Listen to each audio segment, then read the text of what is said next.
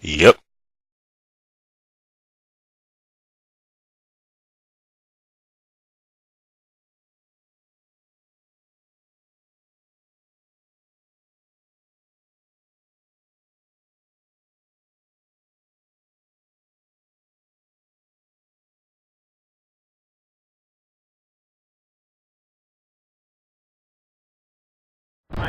I'm really looking forward. Okay, so what is how did everything start with Transistor? Where did all this begin? It's hard to know where to. Sorry about the light, by the way. What's that? Sorry about the light, no by the way. It's hard to know where to begin, but the earliest ideas on Transistor happened before Bastion was even out. Really? We were like done with the game, but there's a short delay between the time you're done with the game and when it actually comes out. So we were driving back from E3 in 2011 or something like that, and we started talking about some of these ideas. But it took us a while to start actually digging into it. We were kept busy with Bastion for quite some time, I bet. even after it came out, which was really amazing. But yeah, I mean, in short, one of the things that we really enjoyed about making Bastion was just like creating a world from scratch. And Bastion is our take on like a fantasy themed world, so we thought, what if we could, let's try to do this again, but with a science fiction world this time. Like there are a lot of aspects of science fiction that we want to explore, like a setting that took place in some kind of awe-inspiring city and that sort of thing. And all that stuff takes a while to kind of brew, and we are finally at a point when we have something to show for it. The protagonist's name is Red, and she's a singer. Yeah. Singing, obviously. Yes, Red is the protagonist character of this game, and she was this kind of inspiring singer in this world, but she is having a very, very bad evening, I would say, where there was an assassination attempt on her by some people who she does not know, who they are or why they would want her dead. But fortunately for her, I suppose she survives that attempt, and she finds herself all the way across the city with the weapon that was nearly used to murder her. It's a very unusual weapon called the Transistor.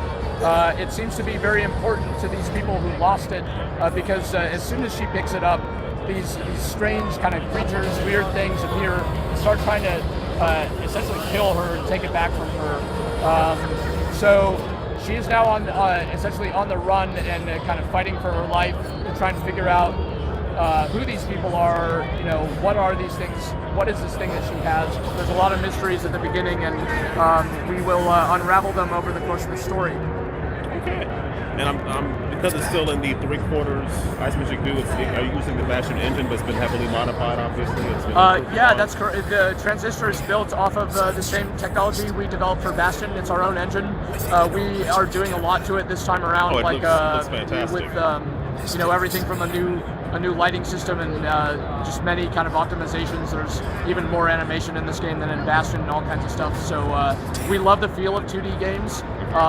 The camera perspective, the isometric angle on this game was by no means a foregone conclusion. We tried a variety of different things and kind of ended up in a place pretty similar to Bastion, though as you'll see, we actually play with perspective quite a bit in this game. There's some like side-scrolling sequences and stuff like that. Okay. So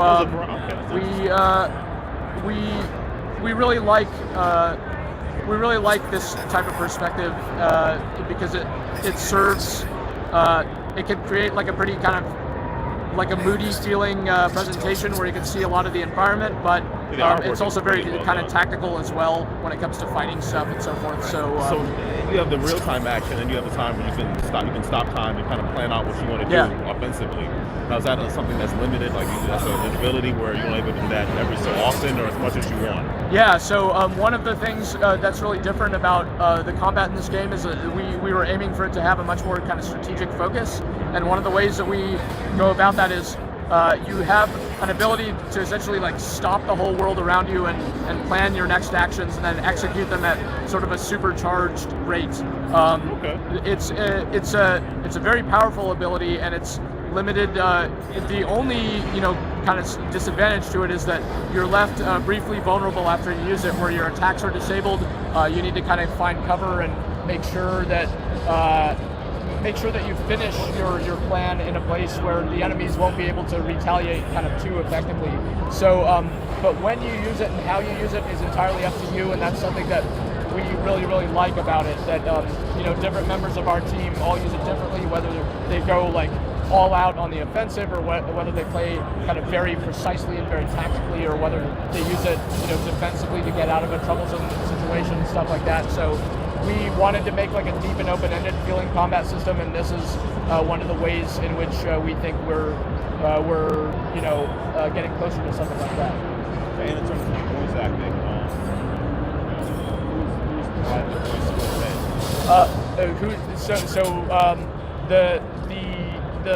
the vocal songs you hear in Transistor are provided by the vocalist is none other than Ashley Barrett, who sang the vocal pieces on the Bastion soundtrack as well. So everyone who worked on Bastion is back together on this project.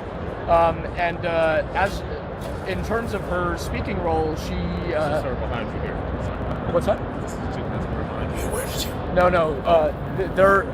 Yeah, Ashley Barrett isn't. Okay, yeah, she's not here. No. I thought you were pointing there. Yeah, no. I was. And the character actually is. She is another. You will hear many of her songs in the game, or her singing, but at least in terms of what we're showing here, you will not hear her speaking for reasons that are related to the story. Okay.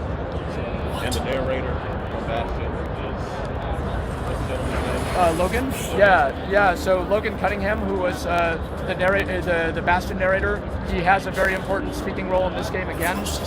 The character is very different, and sort of the narrative technique from our perspective is very different as well, in that one of the details I didn't mention, but that is I guess very significant to the story, is that you discover the Transistor impaled in the body of a man. The man is very much dead, and yet there's a voice coming from the Transistor itself, and the man says, "That's not me, not anymore. I'm safe now."